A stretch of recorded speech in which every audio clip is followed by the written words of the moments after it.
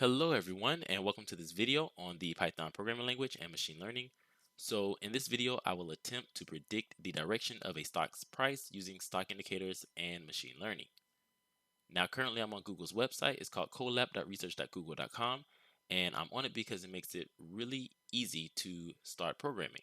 So all you have to do is go to this website and log in using your Google account and get started writing your Python code. So to get started writing this code, you're going to want to click on File and click on New Notebook, where a new tab open up for you, and then eventually a new cell open up for you. Okay, so before we begin, if you like the videos on this channel, then be sure to click that subscribe button and that like button. And to be notified about new videos from this channel, hit that bell notification. All right, so now what I'm about to go over is not financial advice. I am no financial advisor, so invest at your own discretion. And it's actually really hard to try to predict the direction of a stock's price. And many people much smarter than I have tried and failed, so keep that in mind. Now, with all that being said, let's actually start writing our program. So the first thing I'm going to do is come down to this cell here and put in a comment, a description about the program. So that way when I look back at my program, I can just read the description and have an idea of what the program is supposed to do. All right, so here I'm going to put description and then use stock indicators with machine learning to try to predict the direction of a stock's price. Okay. All right, so next let's go ahead and create a new cell by clicking this code button in the top left. And in this cell, I'm going to import the libraries that I plan on using throughout this program. So I'm going to import NumPy as NP.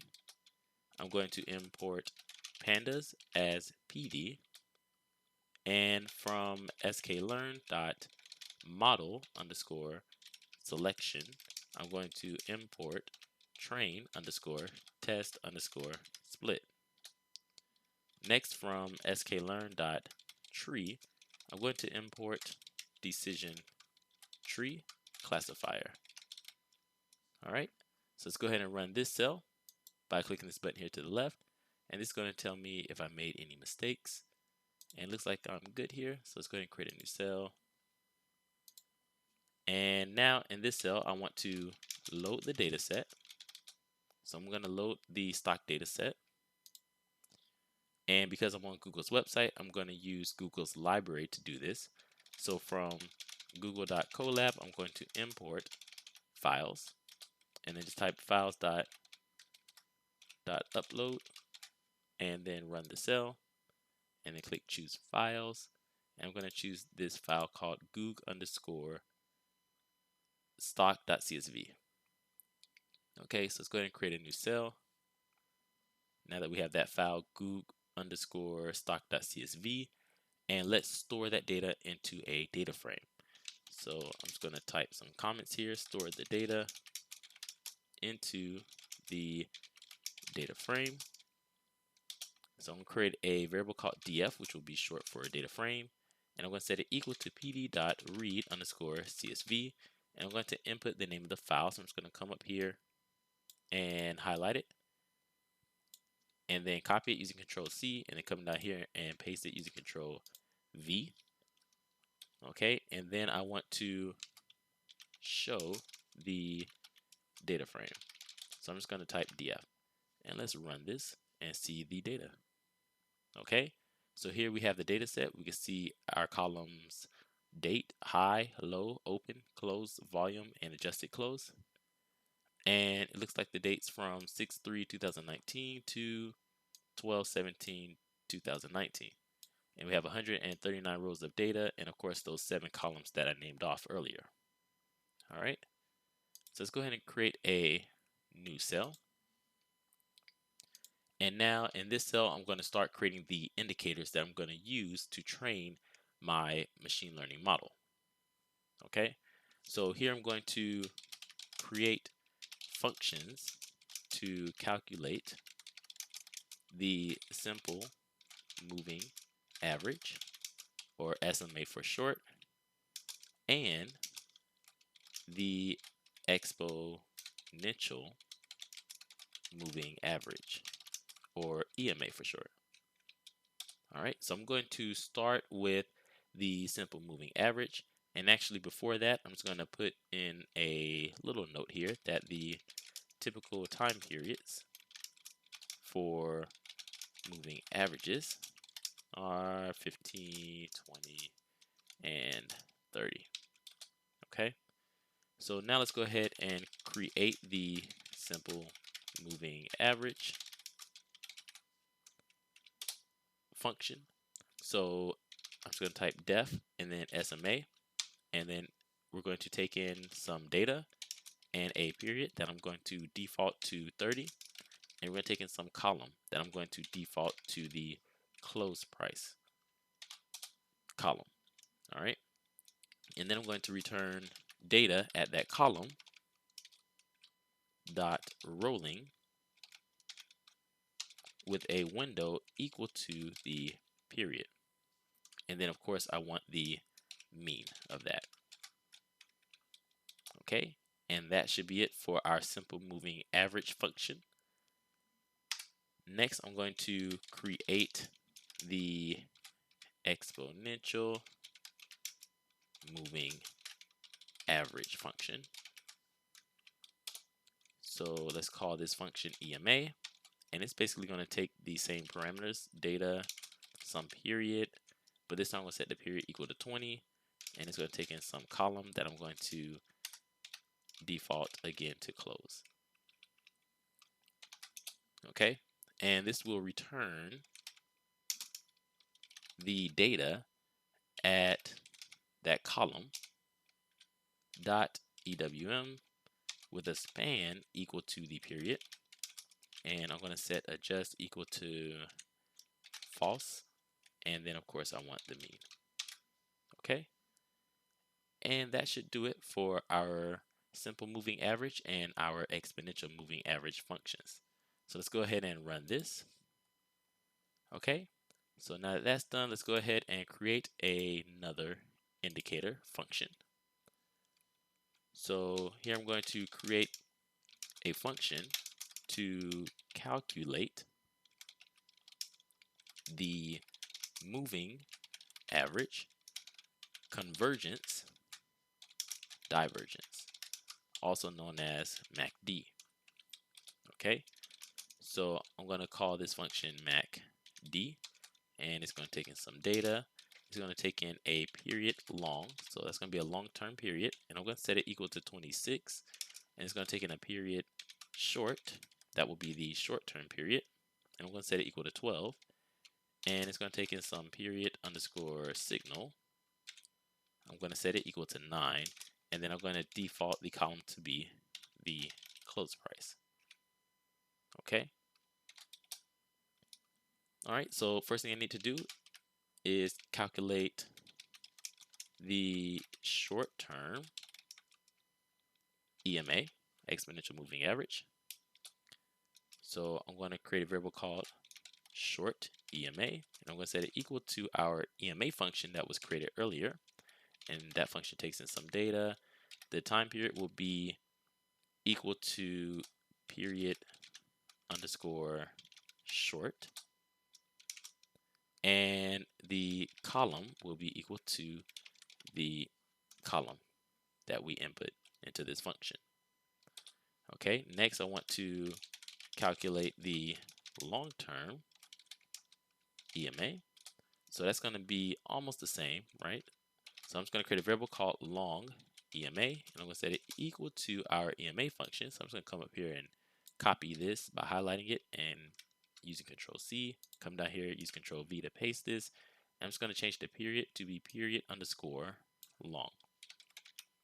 Okay, and that should do it for the long EMA. Next, I want to calculate and store the MACD into the data frame.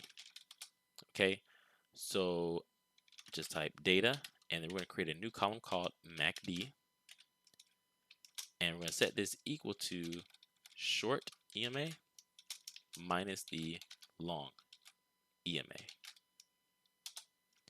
And then I want to calculate the signal line. Okay, so I'm going to create a column called signal line. So here I'm going to put in the comments, calculate the signal line and store it into the data frame. All right, so let's go ahead and create that column called signal underscore line. And I'll make this a capital L, why not? And let's set it equal to the EMA of our data, with the period being the period signal. So I'm going to set period equal to period underscore signal. And the column will be the MACD column. Okay. And then I want to return the data. So let's go ahead and run this function. All right. And now let's create a new cell. And in this cell, I want to create our last indicator. So I'm going to create a function to calculate the last indicator called relative strength index, or RSI for short. Okay, so let's just call this function RSI.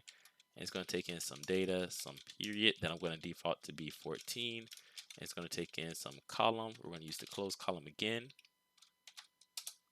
Okay, now I need to basically get the difference in the close price here, or in the column, right? So I'm going to create a variable called delta. Usually delta means change. So I'm going to set delta equal to data column dot diff.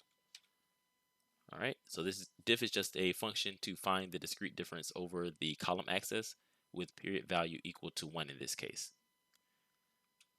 All right, and this will cause a NA value for the first column. So let's go ahead and just drop any NAs from this data set, this delta data set. So I'm just going to set delta equal to delta dot drop NA. Okay, so that should remove that for us. Okay, so now I'm going to create two more data sets. One I'm going to call up, and the other one I will call down. So up will contain values from delta that are 0 or greater, and down will contain values from delta that are 0 or lower. Okay, so let's go ahead and create these two sets. So I'm going to set up equal to delta dot copy, just to get a copy of delta, and set down equal to delta dot copy. Okay, and now I need to make sure all the values in up are 0 or greater. So I'm just going to type up, and where up is less than 0, or where the values in up are less than 0, I'm going to set that equal to 0. All right, and then for down, where the values in down are greater than 0, I'm going to set those values equal to 0. Okay, so pretty simple. And now I'm going to go ahead and create some columns for the data set. So I'm going to create a column called up, and it will store up. And then I'm going to create another column called down,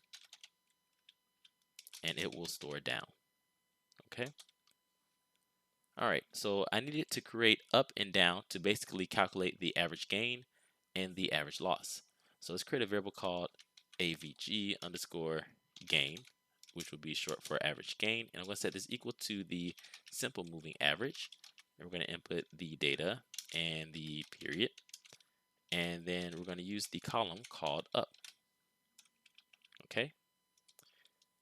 And then I want to create a variable called average loss. So I'm going to create a variable called AVG for short underscore loss. So that will be the average loss. And we're going to get the simple moving average of this data set for this time period, but this time for the column down. Okay. Now the only problem is down will have negative values, so I need to take the absolute value of this. All right. So I think that looks good. And now with the average gain and the average loss, I can calculate the relative strength. So I'm going to create a variable called RS, which will be short for relative strength. And I'm going to set it equal to the average gain divided by the average loss. And now that I have the relative strength, I can calculate the relative strength index, or RSI. So I'm going to create a variable called RSI, and I'm going to set it equal to 100.0 minus 100.0 divided by 1.0 plus RS. And then last but not least, I'm going to create a column in the data set, in the data set, called RSI, and I'm going to set it equal to the newly calculated RSI. There we go. And then I'm going to return data, and I'm going to run this. All right. So let's go ahead and create a new cell. Now that I have my 4 indicators, I'm going to add the indicators to the data set. All right, so I'm going to use the MACD function, input df. I'm going to use the RSI function, input df, which again is our data frame. And we're going to calculate the SMA for df, and I'm going to calculate the EMA for df. Okay, and these two functions, I already store the calculations into the data set, but these two I do not. So let's go ahead and do that now. So I'm going to create a column in df called SMA. I'm going to set it equal to that. And then I'm going to create another column in df called EMA and set it equal to EMA function. All right. So that should do it. And then I want to show the data. So I'm just going to type df, and let's go ahead and run this. Okay, so now if we look over, well, we can already see the columns that we had before that I'm highlighting here. And now if we scroll over, we can see these new columns that were added to the data set. All right. Okay, so let's go ahead and create a new cell. And now in this cell, I want to create the target column. So what will be contained in this target column? Well, in the target column, I want to know if tomorrow's price will go up or down. And to do that, I can basically use 0 or 1. Okay, so a 1 would indicate that tomorrow's close price will be higher than today's close price, and a 0 indicates tomorrow's close price will be equal to or lower than today's close price. So let's go ahead and create that target column. So here, just type df and then target, and then let's set this equal to np dot where df close dot shift -1 is greater than df close. And if it is, we're going to return 1, else we're going to return 0. Okay, so all this is doing right here is checking if tomorrow's price is greater than today's price, and if it is, then it puts 1, else it puts 0. Okay, so again, this would be tomorrow's price, this would be today's price, and then we're returning 1 or we're returning 0. Okay, and now that I'm done with that, let's go ahead and show the data. So just type df here, and let's run this. Okay, so now if I scroll all the way over, we can see this new column called target. Okay, so here, for example, in this first row, we see that target is equal to 1, which again indicates that tomorrow's close price is higher than today's close price. So let's look at the close price for this row, which is here. And let's see tomorrow's close price and see if it's higher. And indeed it is. Okay. Now let's see if we have a 0 for this row, for the second row. And this indicates that tomorrow's price is equal to or less than today's price. So let's look at the close price on this second row.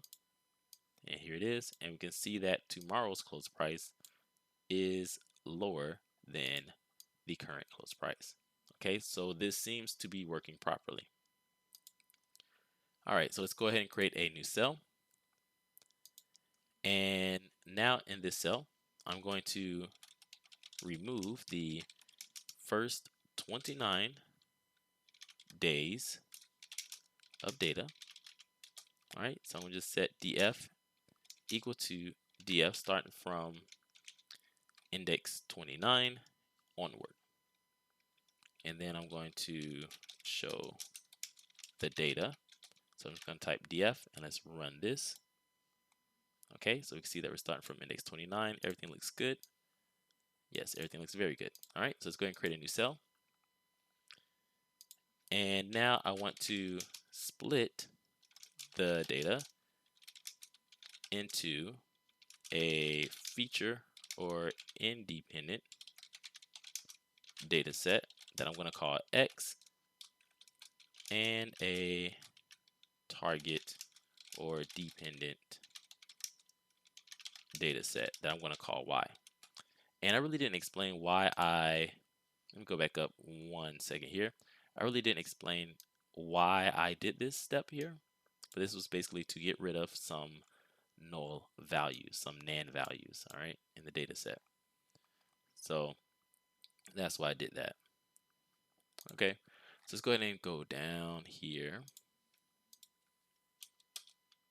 And I'm going to create a variable called keep underscore columns, which will contain columns that I want to keep, columns that I care about within this data set. So I care about the close price. I care about the MACD indicator. I care about the signal underscore line. And I think it's actually signal with a lowercase. Let's check that here. Okay, yep. So a signal underscore line. I'm just going to highlight this and copy it. And then come down here and paste it. Okay. All right. And I care about the RSI and the SMA and the EMA. Okay, so these are the columns that I would like to keep. So let's go ahead and create our X variable and set it equal to df. And we're going to input the columns that I want to keep. So keep underscore columns dot values. I need this to be a list. And I'm going to create a variable called y and set this equal to df target dot values. Okay, so let's go ahead and let's run this. And let's create a new cell. Okay, so now in this cell, I'm going to split the data again, but this time I'm going to split it into training data sets and testing data sets. So let's go ahead and put that here. So we're going to split the data again, but this time into, I'm going to say 80% training and 20% testing data sets. All right, so let's go ahead and create those variables. So x underscore train, we're going to create x underscore test, y underscore train, and y underscore test. And I'm going to set this equal to train underscore test underscore split. And we're going to input the x and y data sets. And then I want the test size to be equal to 20%. And I'm going to set a random state equal to 2. Okay, so let's go ahead and run this. Looks good. Let's create a new cell. And in this cell, I'm going to create and train the model. Actually, I'm going to put the decision tree classifier model. Okay, so let's go ahead and create a variable called tree and set it equal to decision tree classifier dot fit, and fit is another name for train, and we're going to input the training data sets. So that's x underscore train and y underscore train, so it can train on that data. And let's run this. Okay, so we're done. Let's create a new cell, and I want to check how well the model did on the training data set. So just print tree dot score x underscore train and y underscore train. And let's run this. Okay, so it looks like it was 100% accurate on the training data set. So let's go ahead and create a new cell, and let's check how well the model did on the testing data set. So it's going to be almost the same thing like what we did here. I'm just going to come up here, highlight this, copy it using Control C, come down here and paste it using Control V. And instead of X train, I'm going to put in X test. And instead of Y train, I'm going to put in Y test. So let's go ahead and run this. Okay, and this is actually surprising. It did better than I thought. So it was about 68.18% accurate on the test data. Okay, so let's go ahead and create a new cell. And I want to show the model tree prediction or predictions. So I'm going to create a variable called tree underscore predictions and set it equal to tree dot predict. And I'm going to input the test data, so x underscore test. And then I'm going to print the tree predictions. So let's run this. Okay, so this is the tree's predictions.